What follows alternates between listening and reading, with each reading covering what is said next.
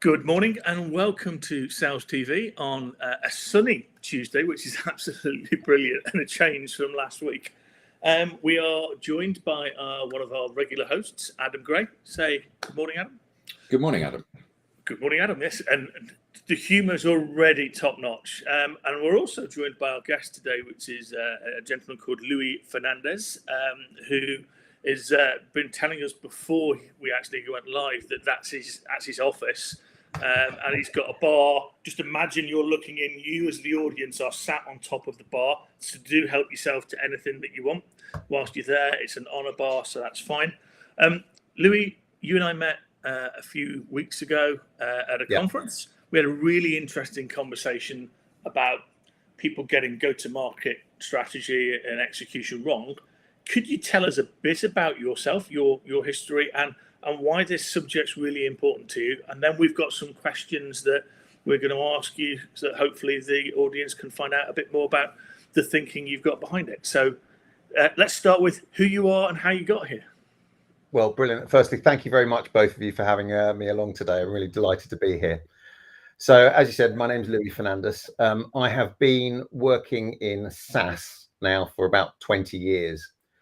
And during the course of that time, over the last sort of decade, I've been in sort of revenue leadership positions in scaling SaaS businesses. So that's been anything from sort of, 10, 20 million to 100 million. It's that sort of journey that I've been on. So one of the reasons that I talk about go-to-market as being a really important piece is because I've seen it go wrong a lot of times and occasionally been party to it myself.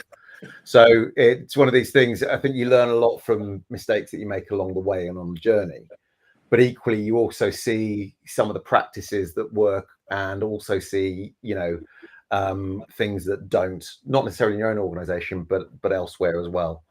I think the other thing as well is because I came into revenue leadership and sales actually a little bit late in life. I started life actually off as a marketer, sort of client-side marketer. Then went to agencies, and then the agency that I was working for got bought by a tech company. Hence, I've ended up in technology. Yep.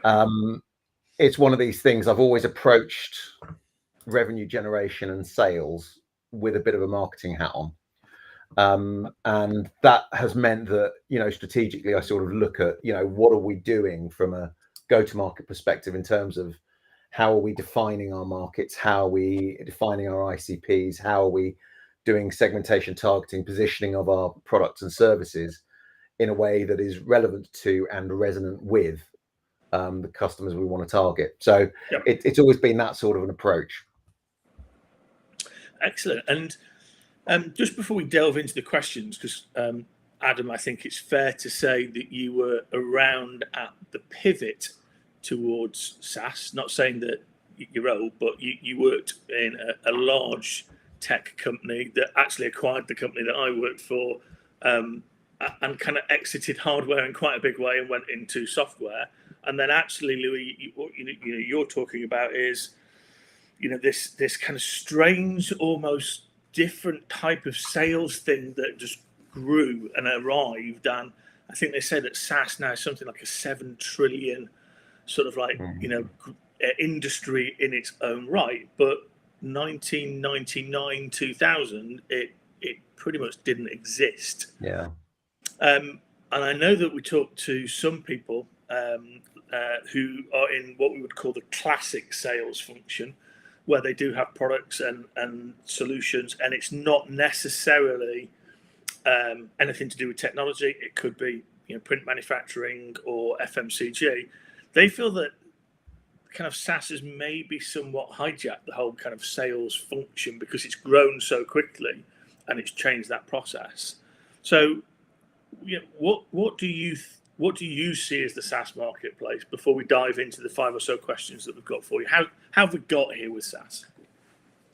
I think it's been one of these things that if I think about enterprise software as it used to be, right? You'd sell something, for want of a better term, on a disk. Okay, people would upload it somewhere and they would then run the infrastructure. And I think the whole change in mentality from actually, we don't just want to have the provision of a product. We want the provision of a service whereby you look after us and you manage the infrastructure, you manage the security, you manage the uptime, all those different types of things in a remote way. And all actually I'm paying for as a consumer of those services is a service level agreement, effectively. That's what it is. And I think the risk profile has changed over time, so that the risk now sits with the vendor, rather than actually you've bought your software. It's now up to you to manage that, and everything about it, patches, whatever, all of that risk has gone. So I think that's part of it. The other thing, again, I think was the financial change. So, from a CapEx to an OpEx expenditure, and actually, the ongoing ability to say, actually, if I don't like it, I can move quite easily. Well, relatively so compared to what it used to be like. Okay, so thanks for that. I think that's a very good backdrop. Now you've given that, what are some of the most common mistakes that you see in SaaS companies going to market? Yeah, I think that's a great question. I think the big challenge oftentimes is that it gets too complicated too quickly.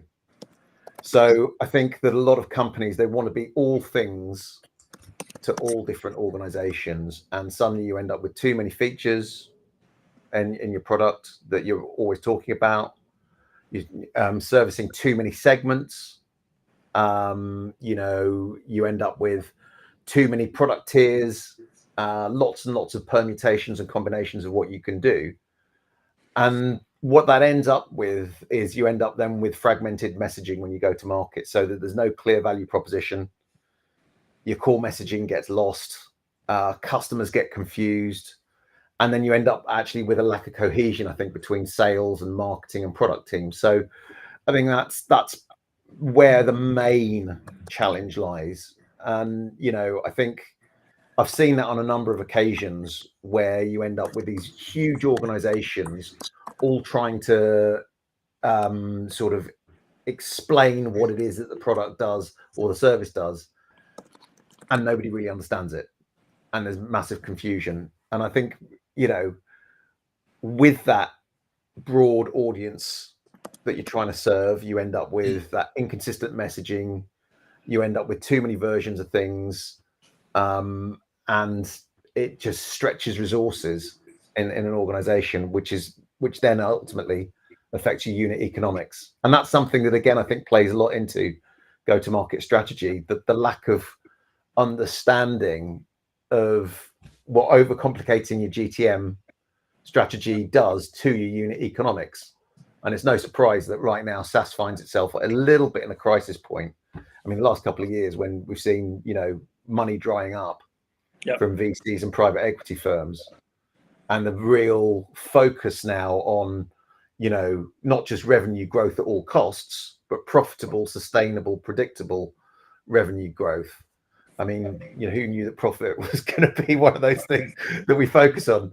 I sat there and I thought, well, back in the 1980s, when I first came into industry, we always used to talk about, revenue for vanity, profit for sanity. And it's something that, as an industry, I think we forgot for 10 years when, it was effectively free money.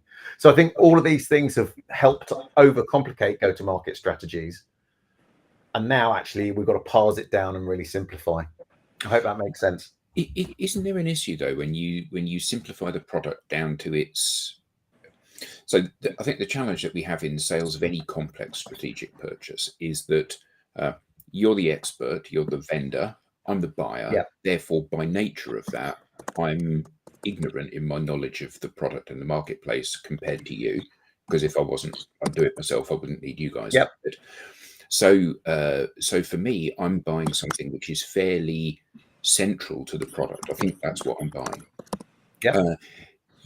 When I look out into the marketplace, I see loads of vendors that appear to be the same. They're all doing products that are CRM systems, for argument's sake.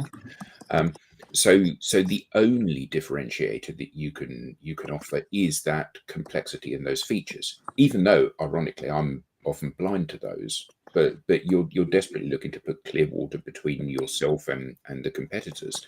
So haven't you got like a balancing act between these two things? You need to offer a different product or service.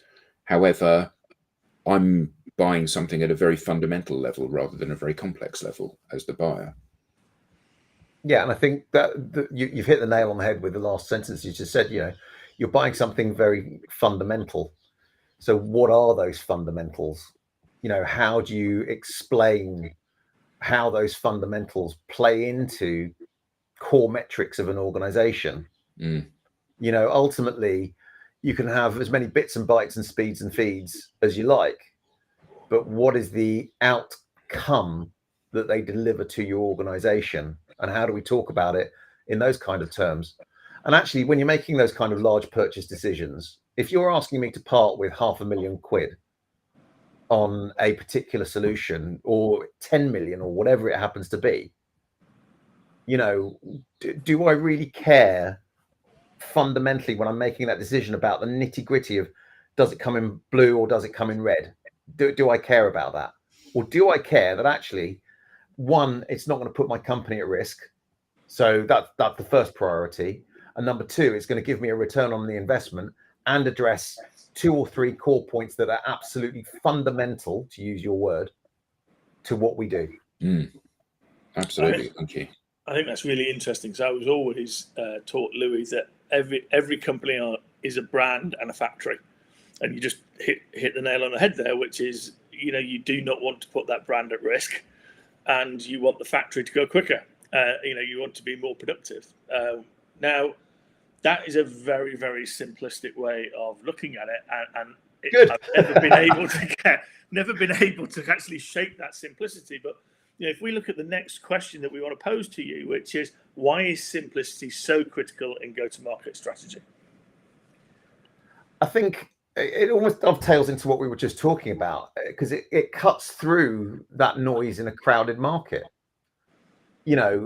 As things stand at the moment, we started talking about CRM, so let's stick with sort of CRM, MarTech, those kind of things.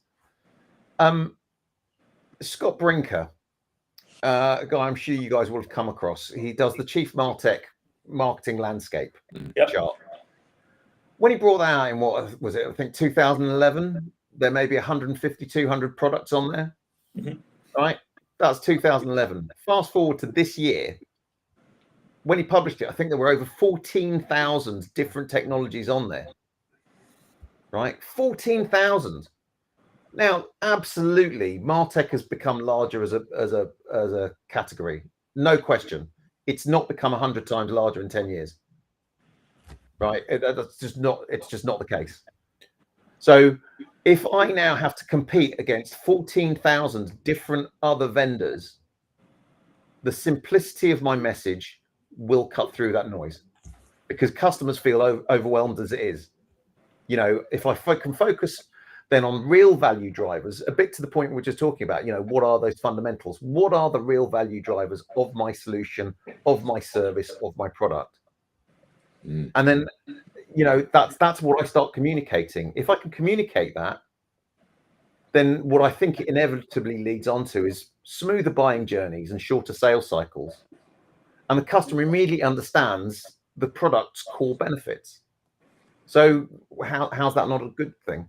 The other thing that I think happens as a consequence of this is that internally within organizations, one of the things we've always talked about for as long as I've been in this space, right, has been, how do you get sales and marketing to align? Sales and marketing alignment, it's one of the big bugbears that a lot of organizations have. If you can make your strategy, make your message simplistic, that's something that even internal stakeholders start to understand. We can all get behind that message. We can all drive, the same towards the same outcomes, and that actually creates that cohesion internally, which I think is vital. It's at the conference where we met. Actually, there was the lady from LinkedIn, the B2B Institute for LinkedIn. Yep. And she talked all about, obviously, memory share. So if you go back to your 1,400, titles, technologies, solutions, whatever you want to call them, how do you get market memory share for prospective buyers in that market? And you're right, simplicity of the core message is really, really, really vital. So a great comment here from Paul. Thank you for that, Paul. Please do post your comments. He's put here, always cost versus opportunities not taken if you do nothing, which I think is brilliant. Helps us pivot to the next question, which I've got my thoughts on, but it's not about my thoughts, it's about Louis. So can you talk us through the importance of segmentation, targeting and positioning in a successful go-to-market strategy? Sure. I think it's important to define what these things are. You know, I mean, for me, segmentation, targeting, positioning is kind of like marketing 101.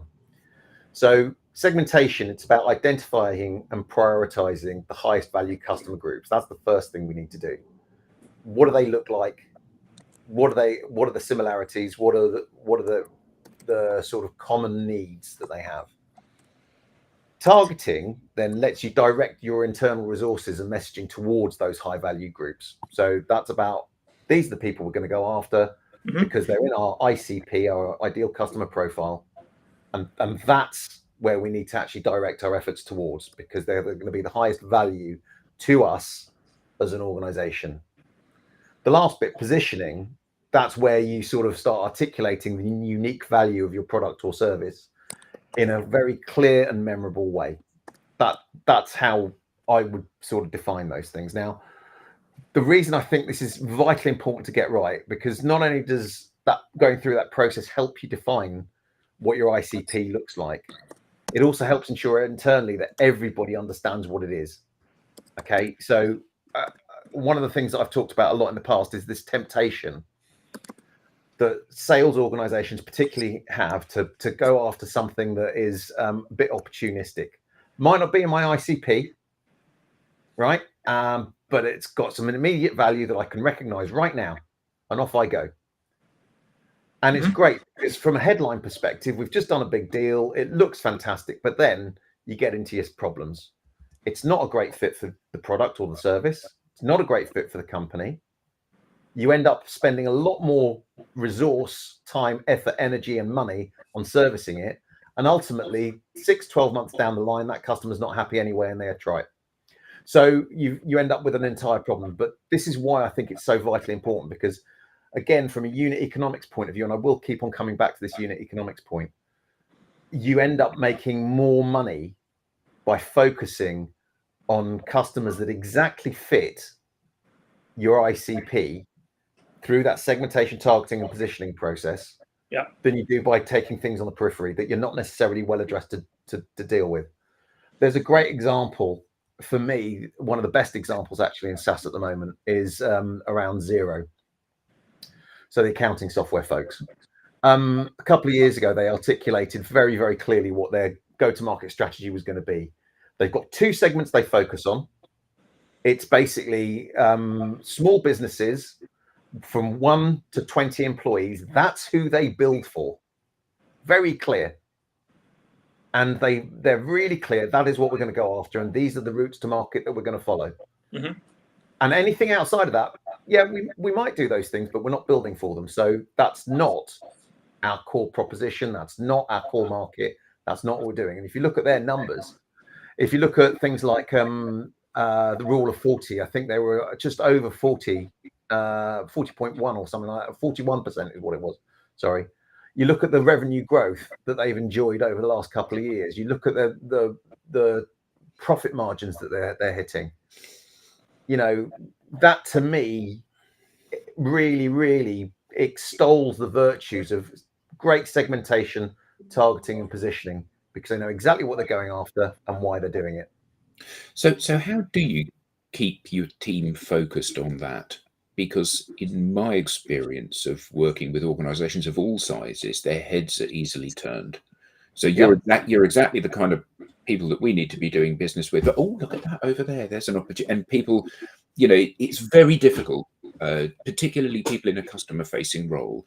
And I'm not vilifying salespeople when I say this, but you know, they're people pleasers. Somebody comes to them and says, "Sure, I'd like to buy from you." Well, yes, absolutely. I'd like to help you. And it's very easy to be distracted from that vision, isn't it? That kind of, okay, you are a perfect fit with us and people like you. But, you know, who are you selling to? Well, men and women. You know, actually, that's not a segment, is it? Yeah. And I think it's a great point. And I think there are three things at play here. Number one, it's around, basically leadership. So from a leadership perspective, how do we learn to say no? Okay, because again, any sort of segmentation, targeting, positioning that you're doing, it's as much, and any go-to-market strategy, it's as much about what you're saying no to as to what you're saying yes to. So it's a leadership thing. The second thing then, talking about leadership, is actually about frontline management. And they, I think, are one of the most underserved cohorts in any organization. So supporting them to make decisions that are negative. So I am not going to pursue this because it doesn't fit our ICP. I know that my back is covered because I've got the air cover from my line manager and so on and so forth. So that becomes really important. And then I think the last thing then is compensation, comp plans. Compensation drives behavior. Who knew? So if you incentivize people to stick within an ICP, guess what? They'll do it because they get paid more. It's not that hard.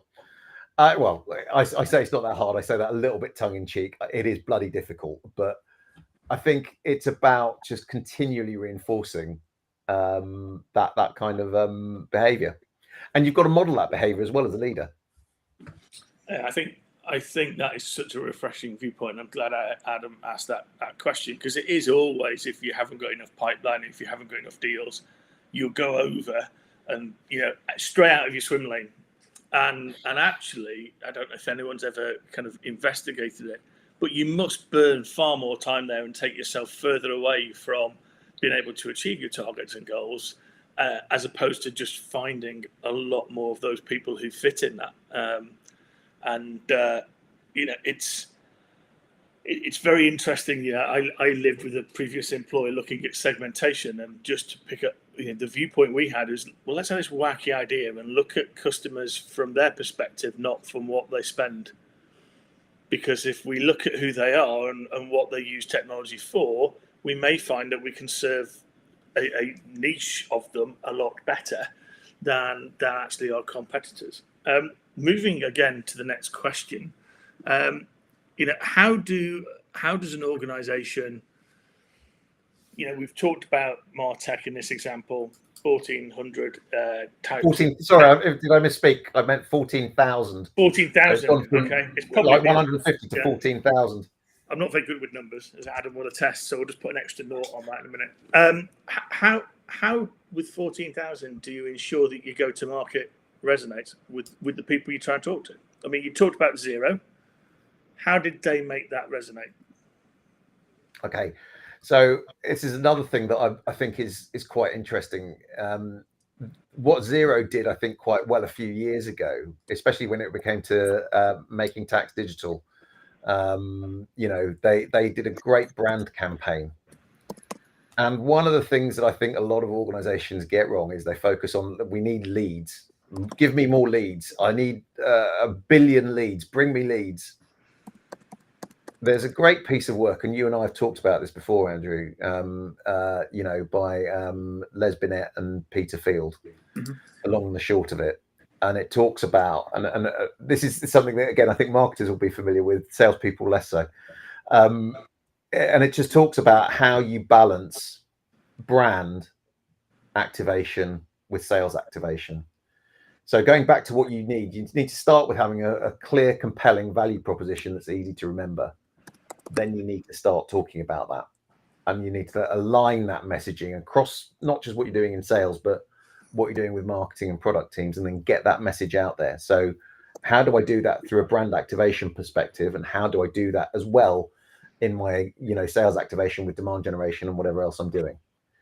And I think that's part of what you need to do. And again, going back to the conference we were just talking about, there was that whole piece that B2B Institute did about, what is the value of one set of eyeballs on your message if you had 1 million people seeing it once, or 500,000 people seeing it twice, what delivers more value? Well, it's actually the actual penetration. So 1 million people seeing it once, because you get better recall. Yeah. So and that I think was quite striking, and it really feeds into that narrative about, you know, you've got to do brand activation alongside sales activation, and you've got to make sure that the messaging is consistent. You've got to keep the customer journey simple, and then you've got to use real world use cases to make that value proposition relatable. Okay, so it's all great that we've got the bells and the whistles and all this kind of stuff over here, but we did this with XYZ company, and this was the outcome ABC. Boom. You know, talking about it in real terms, I think, is really, really important. I think that's great. So, you know, that's back to what is the outcome, or as Andy Bounds would talk about it, what's the actors? Previous person on one of the shows, which is great. You know, it comes back to and it morphs us actually to the final question. You know, nobody wants a 4 millimeter drill; they all want a 4 millimeter hole.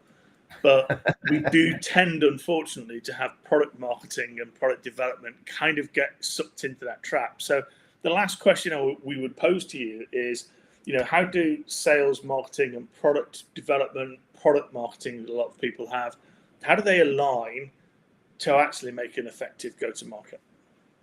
Okay, so I think one of the most misunderstood functions within most SaaS businesses that I've been in is product marketing. And I always see product marketing as almost being the glue between sales, marketing, and product teams, so that they can define things like, you know, what is that unified value proposition and who is that ideal customer profile? Because they should be both facing the market in terms of, you know, understanding what the market needs are, but also then aligning internally to sort of say, how do we develop the product in a way that actually meets those customer needs that are being articulated? How do we create the sales and marketing collaterals and messaging frameworks that then are going to resonate with those ICPs, the personas, the organizations, and address the real issues? So I think that's where you kind of need to start. From there, you then develop those shared playbooks. So, you know, what does that playbook look like? And do we all agree on that? Because it shouldn't be just you know, we've done this in a vacuum over here. You need to bring the other people in an organization together. So that is sales, marketing, and product folks all together. We agree on what the playbook needs to be and how that then needs to maybe change subtly for different segments and different personas. And then we also use feedback loops to keep all the teams updated on customer insights, you know, so when the market changes, we then sort of understand, you know, this is how it's changing. This is how we need to adapt, because it almost goes back to this idea of product market fit. You know, a lot of people think product market fit is a one-time thing. It's one and done. Let's move on. It's not. It's continually evolving as your market evolves, as, you know, economies evolve, as needs evolve. Your product market fit needs to evolve as well. And this is no different. And then I think that by doing all those kind of things, you can then sort of get much better alignment across the business. You get better customer satisfaction. You realize operational efficiencies. And actually, again, who knew, you get better forecasting accuracy because you're actually talking about things that actually people want to buy in a way that they want to buy it. That's brilliant. Adam, do you want to close us out? Yeah, well, I certainly can do. I think, you know, there's a nice simplistic pragmatism to this way of doing things. You know, am I selling a product that people actually want to buy? And am I articulating it in a way that they can actually understand it? And I think that so often business, particularly VC or investor funded business, is all smoke and mirrors. And you said earlier about how it's a profit for sanity rather than vanity. You know, what we often see is SaaS businesses being acquired or being invested in on the promise of something magical happening at some point down the road. A cautionary tale for this is Rand Fishkin's book Lost and Founder, where he founded a very successful business, and the investors in the business didn't want to dispose of the business when they should have done, and consequently it became almost valueless. And I think that so often people forget these basics. You know, if you don't sell stuff, you don't have a business. And part of that is understanding this how are you taking your product to market and making it attractive to people. So, you know, it's been a brilliant conversation today. Thank you so much, Louis, for joining us. And thank you, Andy, for sharing. No problem at all. Louis, I'll extend that. Thank you. It's been brilliant to hang out with you. We will follow up on the channel with some of the recommendations that Louis talked about and Adam talking about in terms of the books to go and have a read of. We hope you've enjoyed it. Thank you for your participation. And we look forward to you tuning in tomorrow and next week. Thanks very much, guys. It's been a pleasure being on. Brilliant. Thank you, Louis. Thanks, Louis. Cheers.